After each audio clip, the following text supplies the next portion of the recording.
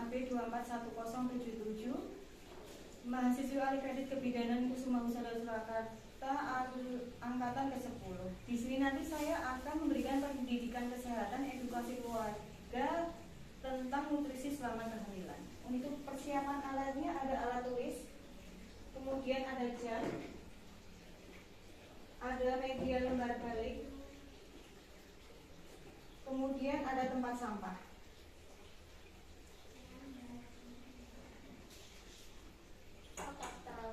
Ya, silahkan masuk Ibu, Pak.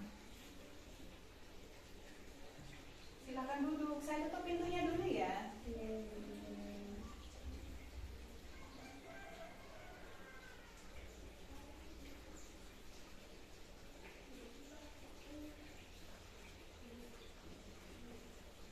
Ada yang bisa saya bantu Ibu?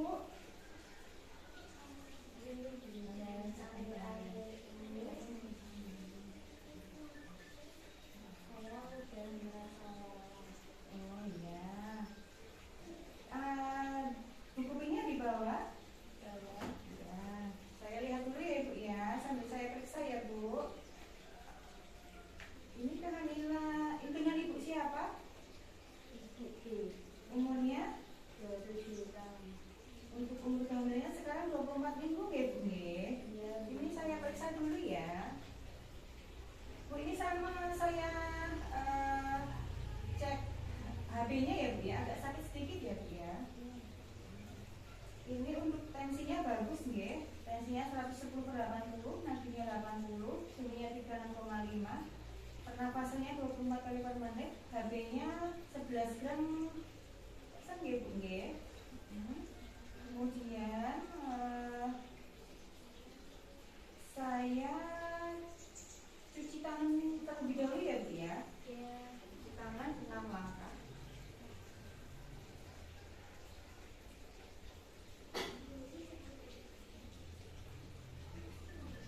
Air mengalir.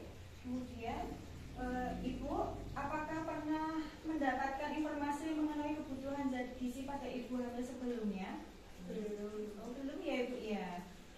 Gini ya Ibu, ini nanti saya menjelaskan sekitar 10 menit. Apakah Ibu dan Bapak bersedia? Bersedia. Ini ya Bu ya. Untuk pemenuhan nutrisi bagi ibu hamil itu sangat penting ya Bu ya, untuk pertumbuhan janin dan ibu.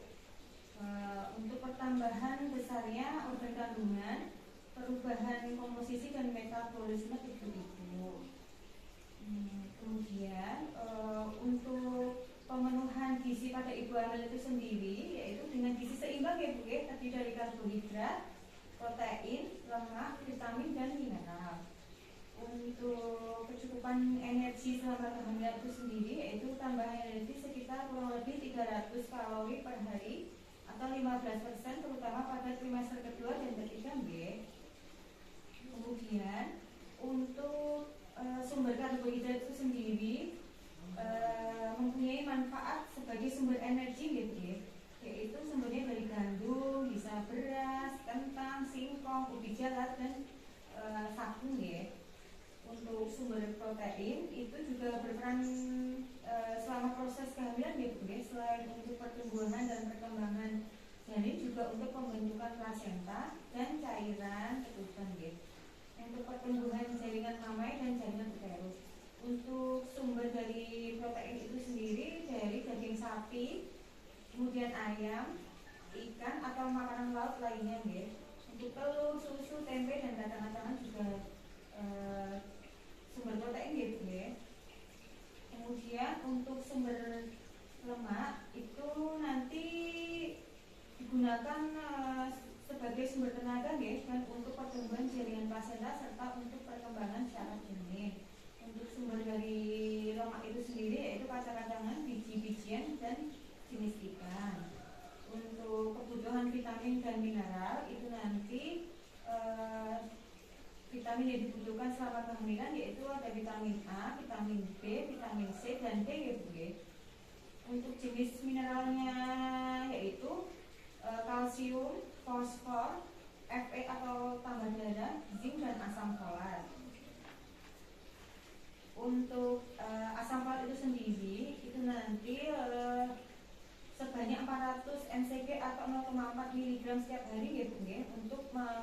kejadian anemi dalam jumlah besar. Penggunaan asam folat ini juga mengurangi resiko kelahiran bayi dengan spina bifida atau kelainan saraf yang efektif diberikan sebelum konsepsi sampai usia 12 minggu. Kemudian untuk suplemen zat besi atau Fe itu nutrisi yang dibutuhkan untuk ibu hamil 3 ya. Suplemen zat besi sebanyak 60 mg per hari atau sebanyak 90 tablet selama 3 bulan ya. Kemudian untuk vitamin C itu nanti sebanyak 250 mg per hari yang dikonsumsi bersama makanan akan meningkatkan absorpsi zat besi dari sumber makanan yang dikonsumsi ya. Kemudian untuk vitamin D itu nanti pemberiannya 400 IU vitamin D per hari dapat menekan kejadian hipokalsemia dan tetani pada bayi baru lahir, hipoplasia enamel gigi bayi dan osteomalacia pada ibu.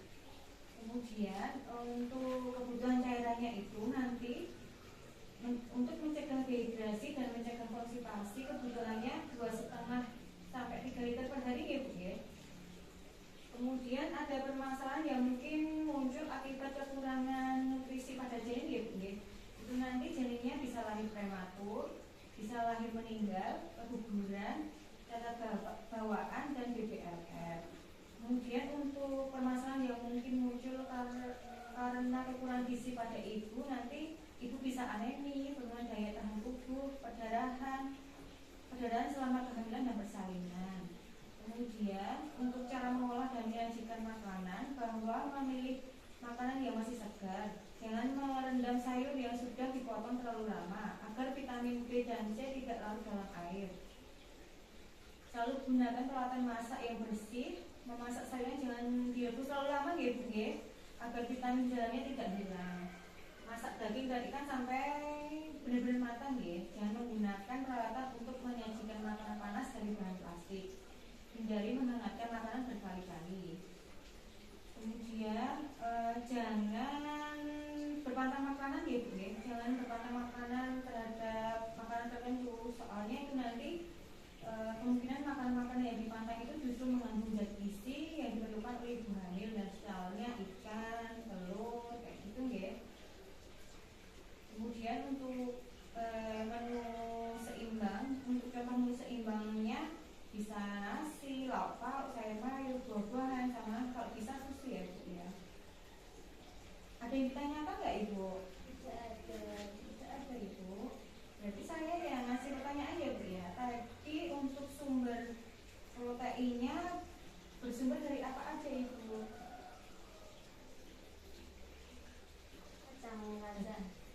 Kacang protein daging sapi, ayam, ikan, atau makanan laut lainnya, telur, susu, tempe, dan kacang-kacangan. Berarti sudah mengerti ya Ibu ya.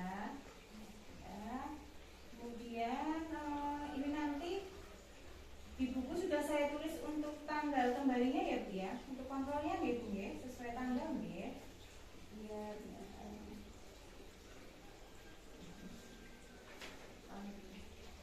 Kalau begitu saya permisi dulu ya Bu. sehat ya Bapak Ibu. Hati-hati di jalan. Lakukan dokumentasi. Demikian tadi pendidikan kesehatan edukasi keluarga tentang nutrisi selama